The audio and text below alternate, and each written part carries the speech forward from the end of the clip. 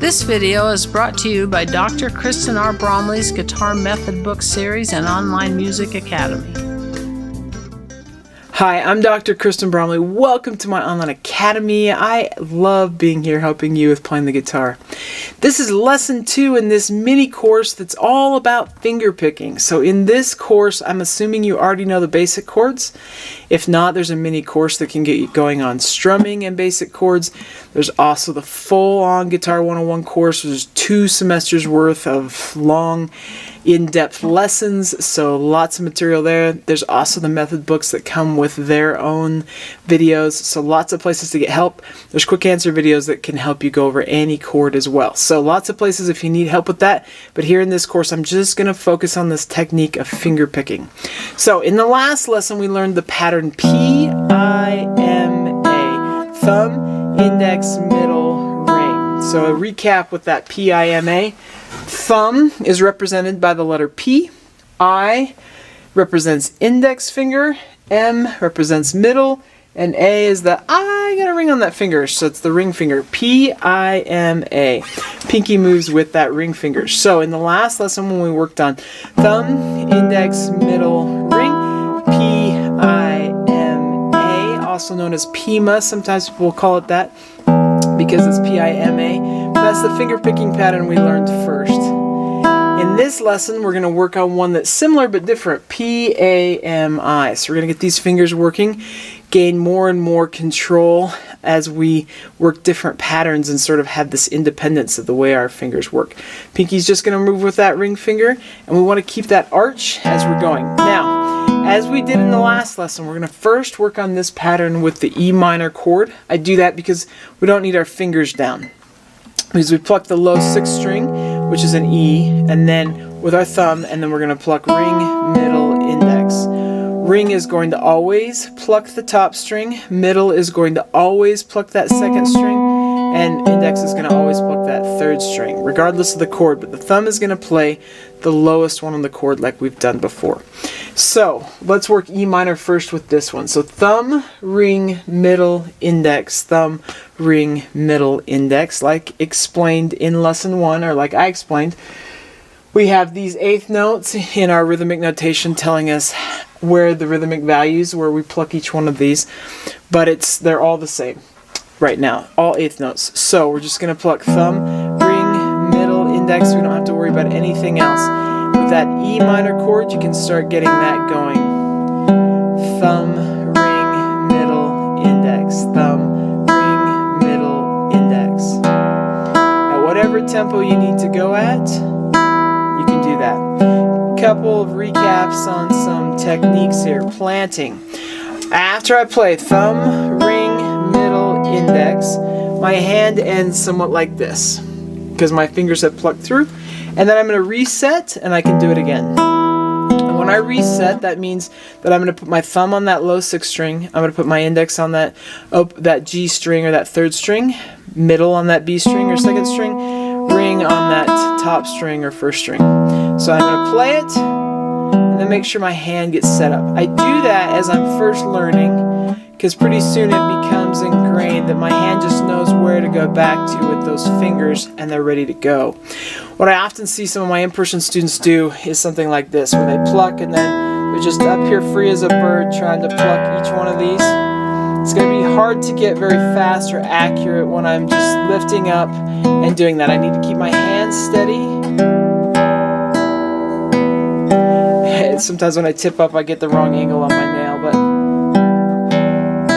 I need to keep my hands steady and just get those fingers back where they go. The other thing we got to watch for that I see with a lot of my in-person students is the collapsing of the wrist. Oh no, if we collapse with the wrist, the fingers have to try and pluck up or extend.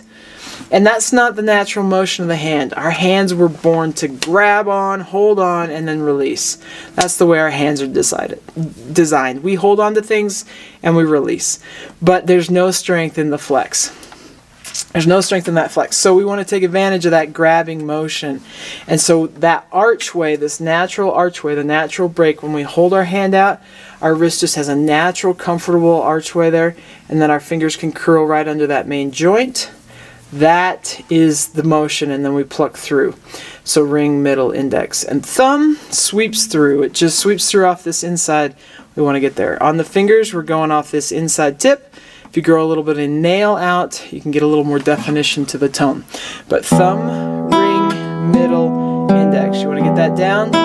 Try and make sure that wrist is not collapsing. And you get comfortable there.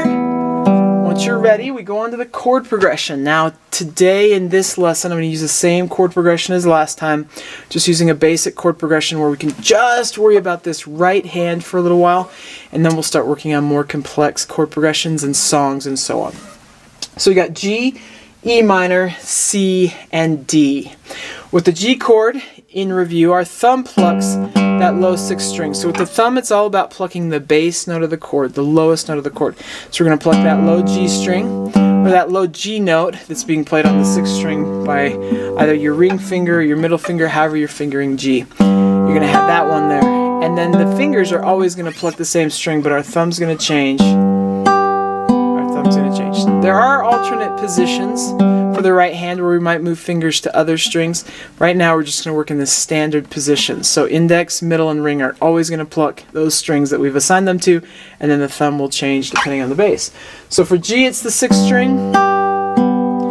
For E minor it's the 6th string because that's going to be the open 6th string. It's an E. For the C it's the lowest one we have a finger on, which is the 5th string. For D, it's that open D string, which is the 4th string. Now, as we get started, we're going to play this 2 times per chord. So as if each chord was written with 2 measures of time. That's going to give us 4 times on P, A, M, I. Let's do it. So we have 1 and 2 and ready and go and G.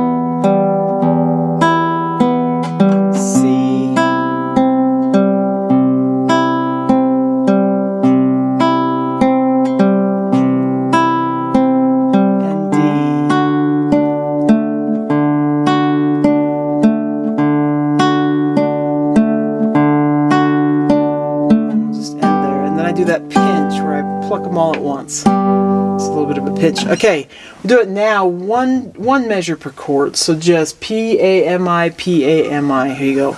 I'll take it just a hair faster. 1 and 2 and ready and go and...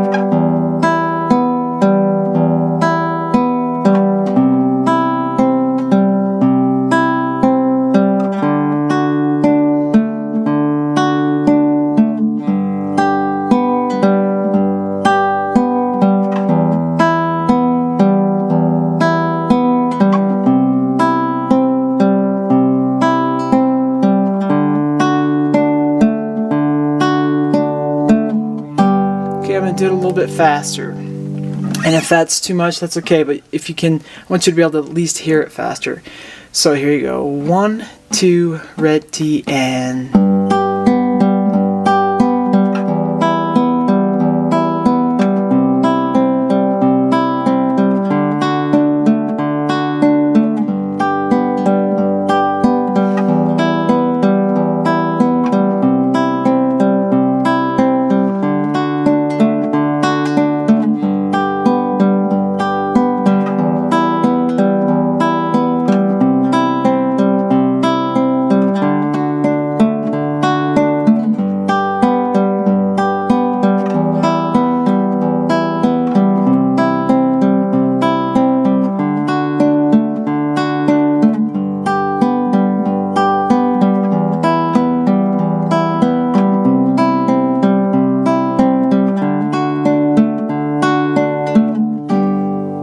Okay, and that wraps us up in this lesson. Now, with these first two lessons, they're both in 4/4 time. You can use these patterns to play any song written in 4/4 time. In the next lesson, we're going to work on another pattern that will combine elements of both of these. So we're going to do that. It's going to be great. We'll continue to work with this chord progression, but I'll also bring in a song so we can start applying it to a song. You can kind of hear how that works, and that'll be fun. Hope you're having a great time with the guitar. We'll see you in that next one. If you found this video helpful, please hit the like button and subscribe to the channel. For more in-depth lessons and to progress through a free guitar course, check out my Guitar 101 series on YouTube and my guitar method books, which all come with access to hours of in-depth video lessons. You can find more information about me and my products at KristenBromley.com. Take care.